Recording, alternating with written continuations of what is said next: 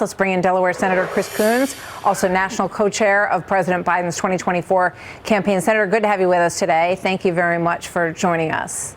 Great to be with you again, Martha. So let me put the question to you that Kevin McCarthy just raised. Why is it not possible to spend a little bit less this year than we did last year, especially when you look at how we have accumulated this just astronomical $31 trillion in debt in this country? Well, Martha, a majority of Americans want us to cut spending until you actually describe what spending you're going to cut.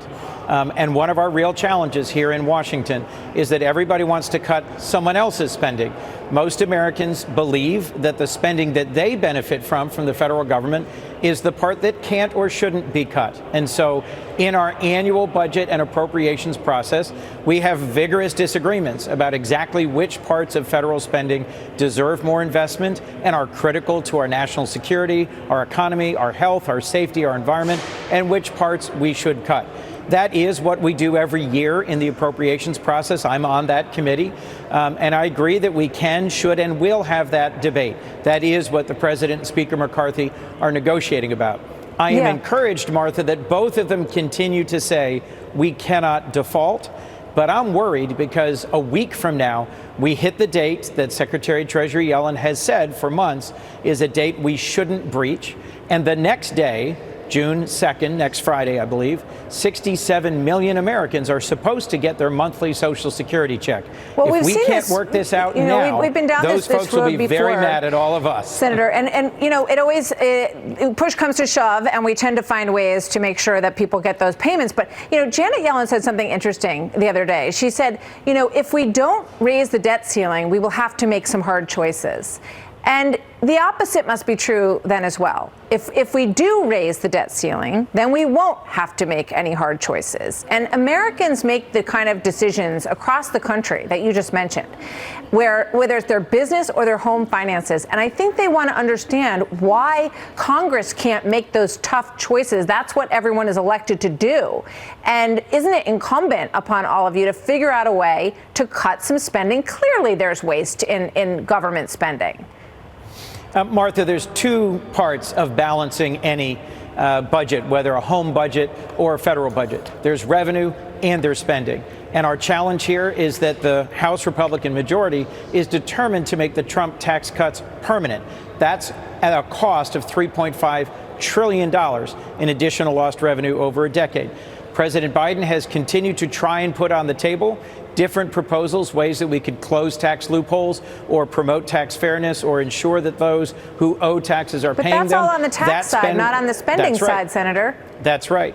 Why not cut spending? All I'm trying to say, Martha, is that the debate that is being held right now between Speaker McCarthy and President Biden and their representatives is a debate that is only on one side of the ledger. It's on cutting spending going forward.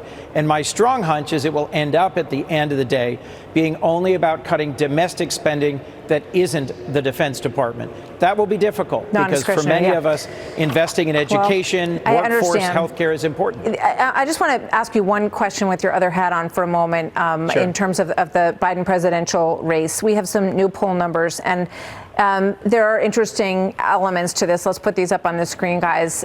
It talks about honest and trustworthy. In that one, Joe Biden gets 40%. Donald Trump, in this case, is the comparison. He's at 31%. This number also is troubling. Mental soundness to serve. Joe Biden's only at 37%. Donald Trump at 43%. Neither one of those is a great number. And then you go below that. Is he a strong leader? Only 33% say this president is a strong leader, as opposed to 51% for Donald Trump. So on the mental soundness and the strong leader, the president is in the 30s. What do you say to that, Senator? Martha, I'll say that from my personal experience, time I have recently spent with President Biden, he's sharp, he's acute, he's engaging.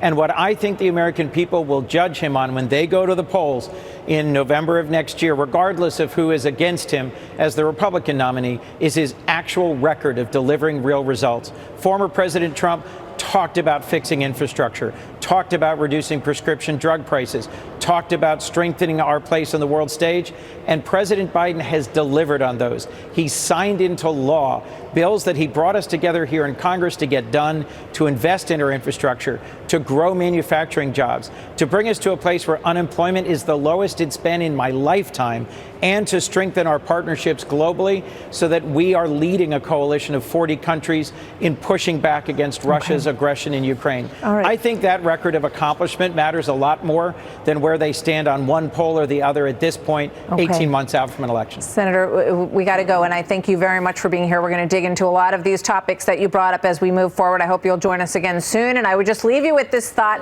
57% of Americans say that they want to see spending cuts as part of this debt ceiling equation. And obviously the senators are going to have to handle this as well.